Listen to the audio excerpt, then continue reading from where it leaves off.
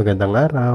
Tara at samahan nyo na naman ho kami sa aming panibagong araw. Erehot, maaga nga po kami nagising ng asawa ko. Dahil ngayon nga po, yung araw na pinakahihintay namin. Pero bago nga po magsimula ang araw namin, tara po muna at humigop ng mainit-init na kape. Eto nga pong asawa ko. Eto't inaintindi na nga din yung mga gagamit sa isa naming paparating na event. At nung masikaso na nga po namin yung aming mga dadalhin, nga hot kami pumunta na sa aming apartona. Dito nga lang po ito sa papuntang F. Tañedo sa Tarlac. Dahil napaga nga po na kaunti ang aming dating, ay pinasyal muna namin si Lucille namin dito sa kalapit lang niya. Bilihan nga din ng laruan at kung ano-ano pa. Pagkarating nga namin sa loob, ay alam kagad nga niya kung anong kukunin. Inuha na nga niya agad itong shopping cart. Ako'y dyan nga natin alagay yung mga pinamili natin anak para nga di mahirap bitbitin. At habang pinapagulong nga niya yung shopping cart niya, animoy parang alam na ni Lucille namin yung mga pasikot-sikot din. Nandito nga lang ako sa likod niya at tinitingnan ko nga lang kung saan siya pupunta. Pumasok nga din kami dito sa bilihan ng laruan at kakoy baka nga ni may mabili kaming mga mumurahing laruan man laang. Dito nga sa may karton ay may nakita si Lucille namin ng mga laruan. Sabi ko nga ni, kuha ka na nga ng isang Barbie. Kaso ang gusto pala niya ay yung bilog na may parang lamang jelly. Sabi ko nga ni sa kanya ay arin na nga lang Barbie ang ating bilhin. Kaso kahit ilang beses ko ang ialok itong manika na Barbie sa kanya ay mayat maya din nga ni ang balere at nagtingin-tingin pa nga rin kami ng mga ibang bibili. Ito na nga lang kitchen set na nakalagay sa bag yung akin niyang binili sa kanya. Dumaan nga din kami dito nga sa bilihan ng mga clay. At sabi ko nga bumili ka na nga ni ng isa Lucille. At nang may mapang activity nga tayo mamaya sa bahay. At nung matapos na nga rin si mama niya sa kanyang pinamili, ito at bumaba na rin kami para bayaran yung mga pinamili na. Bumili na nga rin si Mrs. ko dito ng mga gagamitin nga namin sa darating namin na event. At medyo mura nga din ng kaunti yung mga bilihin din. At nung matapos na nga namin bayaran yung mga binili namin, kami nga ho ay nagsimula na rin maglakad-lakad. At kalapit din lang naman ho yung aming puntahan din. Sa pagkakataon nga pong yan ay ramdam na ramdam sa aming mga puso ang saya at ligaya sapagkat sa hinaba-haba nga po na aming hinintay, makailang beses nga din kaming nawala ng slot sa pag-assess kay Lucille namin. Eto nga't nandito na nga kami ngayon at mapapasis na nga rin namin si Lucille namin sa Developmental and Behavioral Pediatrics. Pagkarating nga po namin dito sa assessment center nila, ibinigyan nga po kami ng form. At ito nga po yung ibibigay namin sa titingin sa anak namin. At para nga na hindi mainip si Lucille namin, eto nga't nilibang-libang ko nga muna siya. At nung medyo napagod na nga rin siya sa aming pag-iikot at paglalakad, ay dito na nga kami dinala ng assistant na doktora sa waiting area nila. Katabi nga lang din po ito ng pinakang center nila. Bali, ito nga pong assessment namin na ito ay ito nga po ay yung pangalawa. Buti nga hot may malapit na assessment center ngayon. At bukod nga sa saya at ligaya na aming nadarama ng asawa ko, ay hindi nga rin maaalis sa isip namin ang kaba sapagkat hindi nga din namin alam kung ano nga ba ang magiging resulta ng assessment ni Lucille namin. Basta kakot kahit ano man na mangyari, ano man na maging pagsubok at sitwasyon natin sa buhay na ito, ay manatili nga lang tayong manghawak sa isa't isa. Para nga kahit ano man na mangyari, ano man na maging pagsubok at suliranin natin sa buhay, ay kayang-kaya nga nating lampasan. At huwag din nating kalimutang tumawag, manalangin sa ating Panginoong Diyos na siyang nagpapatatag at nagpapalakas sa atin sa buhay na ito.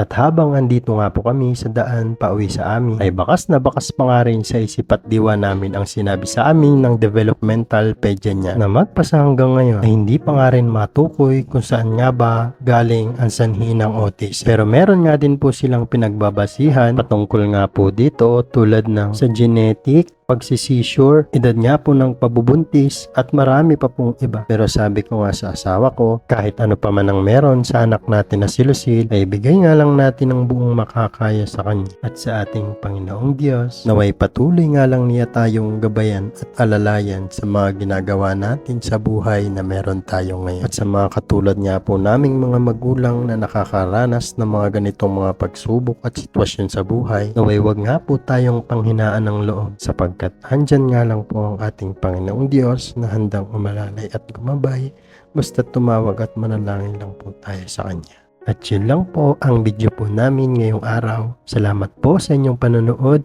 Ingat!